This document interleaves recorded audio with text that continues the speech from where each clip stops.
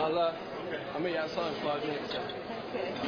Basically, you've got because I got a new book coming out just after Christmas called Agent Buried Alive. Right. And what's the significance of the title? Because a lot of my programming went on underground. I was kind of like buried alive. Like, what do you mean by underground? Literally? Literally in bases. And what were those bases? The AL499 in Berkshire. Grew up just near the base. Right. Now, that's what we've learned, being told by Barry King, is the Peasmore base. Peasmore, that's it, yeah, Peasmore base. And also the CLC1 facility underneath Westminster. Right. That stands for Compartmented Learning Centre 1.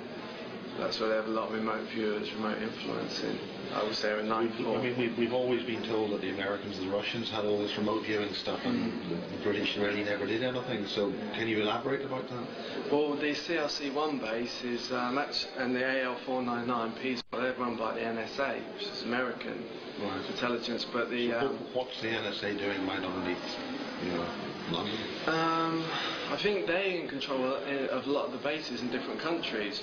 How do they get control of how do they get control of bases in other sovereign states? I mean, we're meant to be an independent state. Right. How does that? From my understanding, it was the National Security Act in 1947. Britain was part of that. Yeah. So I think everybody handed their ultimate powers over to the American government in the National Security Act, whoever was part of that. And I know Britain was part of the National Security Act in 1947. I mean, I think when it comes to military bases, the Americans are running it in this country. Like I say, the CLC1 underneath Westminster is controlled by the NSA. How far underneath Westminster? And is it part of a larger complex underneath Westminster? Yeah, you've got to understand, Mars, when I was taken in the base, I was always drugged. Right. And I was in there. And so the memories of actually going in there are very blurry. I remember when I was in the base, there's a connection to another base underneath Parliament. That supposedly got reptilians and greys in. Because there's a very powerful remote viewer that I know who's remote viewed the base underneath Parliament. And has said he saw greys and reptilians there. I've seen non-human entities in bases over the years. When you say the non-human, you're not necessarily saying an alien, they're just not. I saw strange animal types of creatures in cages. Possibly this is a continuation of Nazi super race projects, genetic creations, because I know one of the sub-projects of Mannequin I was involved in was called the Tigris program. Yeah. And in that they were taking modified animal DNA and injecting it into remote viewers, genetically enhanced espionage agents. Right. Okay, what have I seen? I've seen a lot over the years. First memory was in 1981. I was 5 years old. Yeah. And I was at school in London. This is the middle of 1981. I was driven up to the Greenham Common entrance in a Ford Sierra. Yeah. And there was two guys in the front seat, and we drove up to the gates. The gates opened, and one of the guys turned round and said to me, "They keep nuclear weapons here." And from my understanding, that's actually a front. It's a mind control operation, kidnapping children. This was in the middle of 1981 when I was taken in there. I was 5 years old. Yeah. Basically, the gates opened, and we drove in.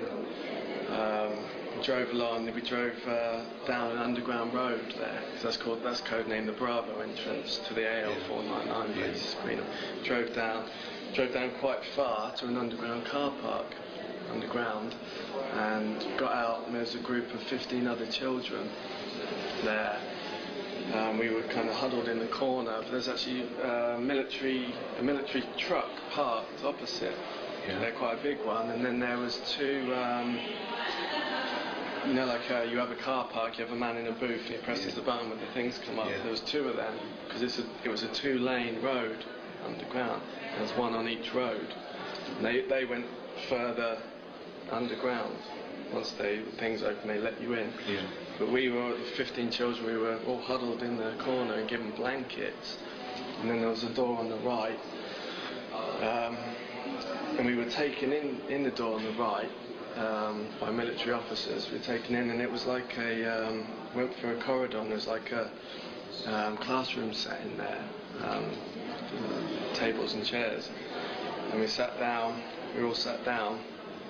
We were given like puzzles, like geometrical shapes to put together. Yeah. And what they were doing there is we were all identified psychics, because it was the Project Oak Tree in the 50s, was before Project Mannequin. That was a genetic bloodline study, and that was run from Harwell Genetics Labs in Oxfordshire. Yeah. And that Which is also connected to this basement. Yeah, that's the Delta entrance. Yeah. Harwell, that goes down to the AL 499. Harwell's where the Rutherford Appleton laboratory. Yeah, the genetics labs. Yeah. But the Harwell genetics study, it was called Project Oak Tree, and that was connected into all the major hospitals in the country. It still is. They're still looking for psychic children. In other words, they're marking your medical records to check who's what. Yeah. How do they do that? Do you know how they do that? Is there any mechanism? I'm not exactly sure how they do it. So you don't know what to look for in your medical records to see whether you've been identified as a... Well, Barry King says it comes up on your records that you're part of a government genetic survey, but it doesn't say what that survey is. Right. And all your medical records are actually routed through the NSA, through Harwell. Basically, they're looking for blue bloods, children of these bloodlines. Basically, I think you've got the reptilians have high degrees of copper in their blood, so actually it comes out blue. Right. And it's people with rhesus negative, they have massive amounts of copper in their blood. They process oxygen. They process a lot more oxygen in the blood than the rhesus positive, and rhesus negative is very rare.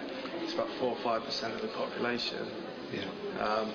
And then the amount of oxygen you can process in the blood, that determines psychic ability. It's like in yoga and Tai Chi.